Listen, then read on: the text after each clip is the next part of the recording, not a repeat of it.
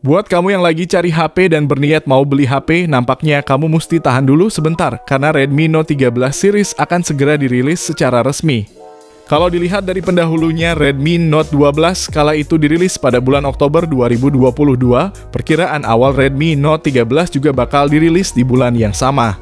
Namun secara mengejutkan ternyata Xiaomi merilis HP ini 1 bulan lebih cepat, tepatnya tanggal 21 September 2023. HP ini akan hadir pertama kali di negara asalnya, yakni Cina, sementara di Indonesianya sendiri biasanya selang sekitar 1 hingga 2 bulan kemudian.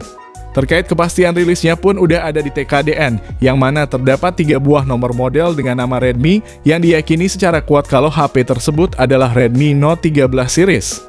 Nah, Redmi Note 13 series yang akan dirilis di Cina dikabarkan terdiri dari 3 versi, yakni Redmi Note 13, Redmi Note 13 Pro, dan Redmi Note 13 Pro Plus. Menariknya, dari ketiga HP tersebut udah sama-sama bisa support jaringan 5G. Namun untuk yang versi regulernya, Xiaomi belum gamblang ngasih tahu spesifikasinya. Maka dari itu di video kali ini, kita akan bahas spesifikasi Redmi Note 13 Pro dan Note 13 Pro Plus.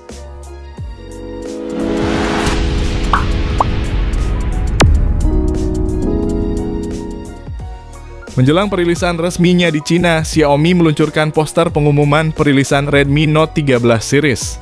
Pada poster tersebut terdapat renderan Redmi Note 13 Pro dan Note 13 Pro Plus.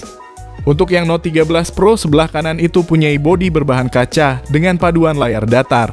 Sedangkan untuk yang Note 13 Pro Plus punya bodi belakang yang dibalut menggunakan kulit sintetis dan layar yang dibuat melengkung sehingga menimbulkan kesan lebih premium.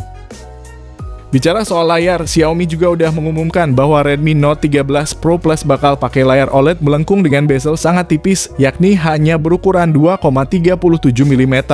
Jelas itu tergolong cukup tipis untuk perangkat kelas menengah. Xiaomi juga telah mengungkapkan resolusi 1,5K dan kecerahan maksimum 1800 nits serta refresh rate 120 Hz.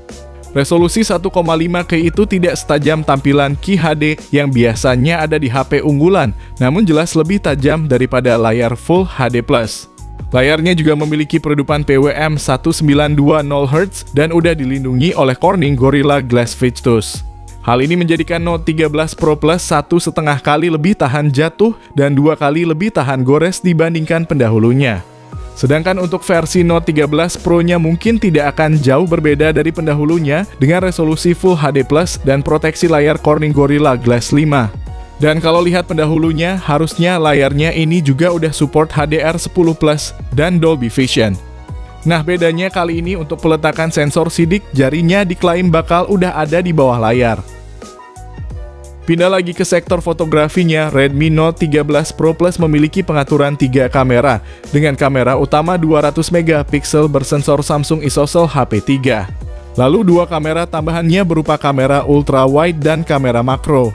Nah, pemilihan kamera ultra wide sebagai pendamping dibanding kamera lain dinilai tepat, karena di zaman seperti sekarang ini mayoritas orang yang hobinya narsis lebih suka pakai lensa ultra wide.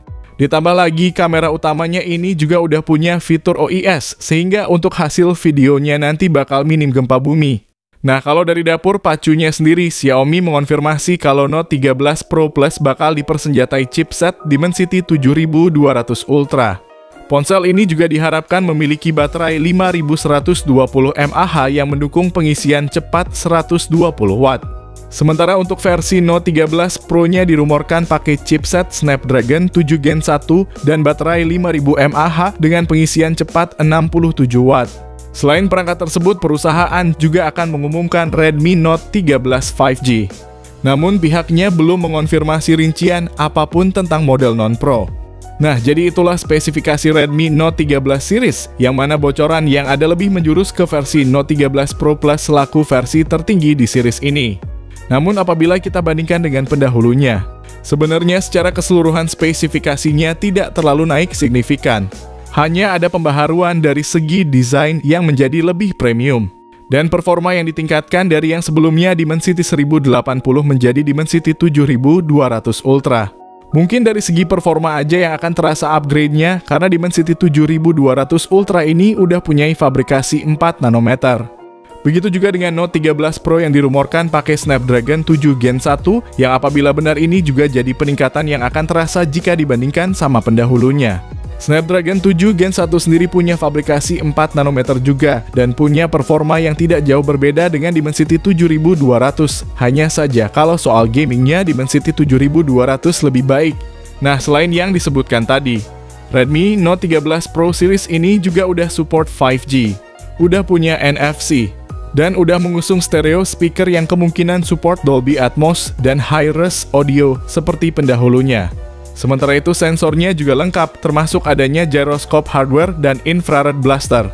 Sedangkan kalau soal harganya masih belum diketahui dan akan kita ketahui sama-sama nanti setelah perilisan resminya di Cina pada tanggal 21 September 2023. Nah, kalau perilisan resmi di Indonesianya sendiri harus menunggu setidaknya hingga akhir tahun, mengingat Redmi Note 13 series baru masuk TKDN belum lama ini. Dan seperti tradisi sebelum-sebelumnya, HP Xiaomi itu biasanya rilis resmi sekitar 1 hingga 2 bulan setelah terdaftar di TKDN. Maka dari itu langsung aja subscribe channel ini karena setiap ada update terbaru mengenai HP ini akan segera kami kasih tahu kepada kalian. Kesimpulannya, Redmi Note 13 series kali ini patut ditunggu kehadirannya berkat upgrade yang ditawarkannya. Hadirnya desain yang premium dipadukan dengan kamera flagship 200 MP bisa jadi daya tarik tersendiri bagi HP Redmi Note 13 Pro Plus.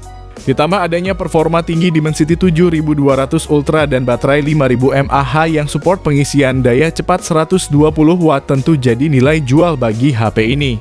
Kalau menurut kalian gimana nih? Apakah hadirnya Redmi Note 13 series udah bisa disebut menjadi awal kebangkitannya Xiaomi? Jangan lupa tinggalkan pendapatmu di kolom komentar ya guys, nanti akan saya baca. Sekian video kali ini, semoga bermanfaat. Jangan lupa like dan subscribe channel ini supaya kamu gak ketinggalan info mengenai HP-HP terbaru setiap harinya. Sehat selalu dan sampai jumpa di video selanjutnya. Terima kasih.